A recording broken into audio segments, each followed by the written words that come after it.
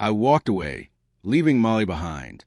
She was no doubt drowning in confusion and fear, trying to piece together everything that had just unraveled.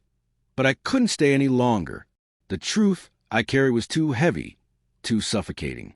That night wasn't about confronting her or sorting through her excuses. It was about taking the first real step toward reclaiming my life, one in which she no longer had a place. As I drove through the quiet streets, the cool night air slipped into the window, steady and calming, while the hum of the engine softened the chaos in my head. I needed space to breathe, to find even the smallest thread of clarity. When I arrived at Gabriel's house, the soft glow of the porch light instantly eased something inside me. The comforting smell of lasagna wafted through the doorway, a reminder of the warmth and safety Gabriel and Rose had always provided. They greeted me as though they had been waiting. Gabriel's smile was bright, his usual jovial self, though I could see the concern flickering in his eyes. "Glad you're here, Mason. Make yourself at home," he said, giving my shoulder a reassuring pat. Rose stepped forward, her expression soft, her touch steady and full of understanding. "You look like you've been carrying too much," she murmured. "Sit. Eat." Their kindness almost made me forget, if only for a moment, what I had just left behind. Inside, I tried to steer the conversation toward normalcy, asking Gabriel about work, about his team, about the projects keeping him busy. For a short while, it felt almost natural, like nothing was wrong. But the weight pressing on me couldn't be ignored forever. Eventually, the emotions I had buried clawed their way to the surface, and Rose noticed first. "You don't have to share," she said gently, leaning closer. "But if you want to, we'll listen." The tightness in my chest became unbearable. With a shaky breath, I set down my fork, the clink echoing in the silence. "It's Molly," I admitted, the words tumbling out. "She's been unfaithful. Not once with more than one man." Gabriel froze, his lightheartedness vanishing instantly. "Mason, I'm so sorry," he said, his voice heavy with sympathy. Rose reached across the table, resting her hand over mine, her eyes filled with compassion. "That must feel unbearable," she whispered. I swallowed hard, my throat tight. "It's worse," I confessed. "It wasn't just anyone. It was Brad, my boss. Him, his son, his friends. I have proof. I've seen it. And knowing it, living with it, is destroying me." Gabriel's face darkened with anger. "Brad? I can't believe he'd sink that low." Rose's gaze softened even more as she asked, "Do you have anyone else to lean on?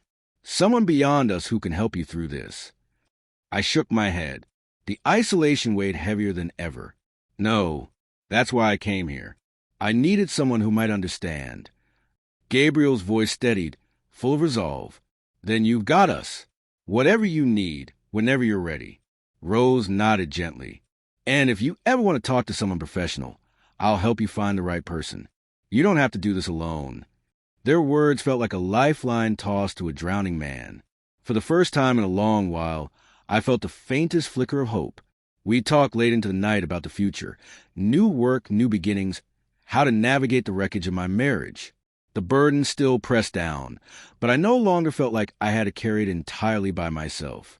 When I returned home, silence filled the house. Molly was already asleep, the quiet around me heavy and suffocating. I stood in the living room, staring at the remnants of a life we had built, wondering how it had all unraveled so quickly. Finally, I lay down on the futon, staring at the ceiling, gathering what strength I could for the confrontation I knew awaited me. Morning came, and with it, the reckoning, holding the proof of her betrayal in my hand. I faced her. My voice was cold, unyielding. Brad wasn't the only one, was he? His son, his friends, how many? Did they take advantage of you? Or did you give yourself to them willingly? Her face crumbled, tears spilling. "I don't know how it got this far," she whispered. "It started with Brad, and then I couldn't stop. I felt trapped, ashamed. I didn't know how to face you." "Trapped?" I snapped, anger rising. "No one forced you into this. Every choice was yours.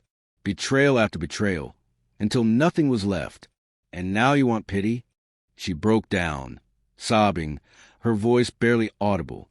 "I know I destroyed everything. I know I don't deserve forgiveness. But I still love you.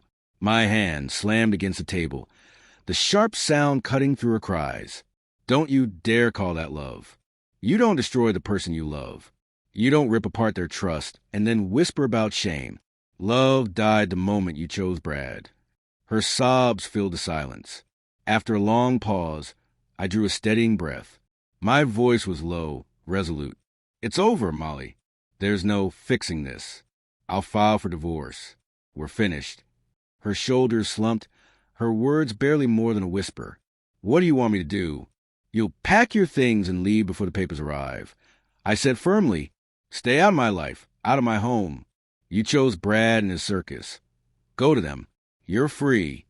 Her body shook as the words sank in. I'll go tomorrow, she murmured. I couldn't stand to look at her any longer. I turned away, my voice flat. Good. The sooner, the better. And with that, I walked out, leaving her alone with the wreckage she had made.